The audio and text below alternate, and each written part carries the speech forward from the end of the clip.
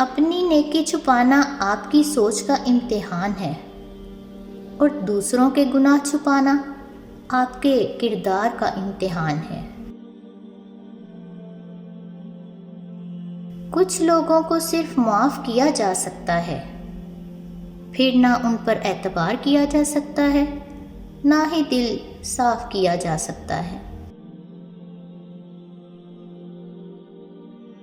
جو دوسروں کو عزت دیتا ہے اصل میں وہ خود عزت دار ہوتا ہے، کیونکہ انسان دوسروں کو وہی کچھ دیتا ہے جو اس کے پاس ہوتا ہے۔ جو تم سے نہیں ہو رہا اسے رب کے حوالے کر دو، پھر دیکھو کیا ہوتا ہے۔ رب اسی کو وسیلہ بنا دے گا جو تمہاری راہ میں رکاوٹ ہے۔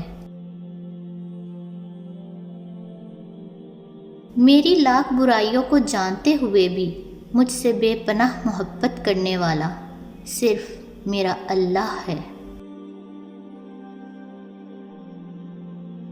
معاف کرنے کا یہ مطلب نہیں کہ اس کو گلے سے لگا لیا جائے، اس کو دوست بنا لیا جائے۔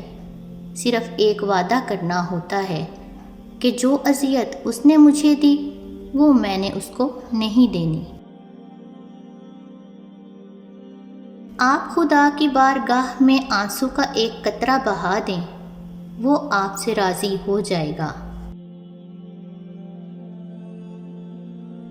خدا سے جب بھی دعا مانگو تو مقدر مانگو، عقل نہیں، کیونکہ میں نے بہت سے عقل والوں کو مقدر والوں کے در پر دیکھا ہے۔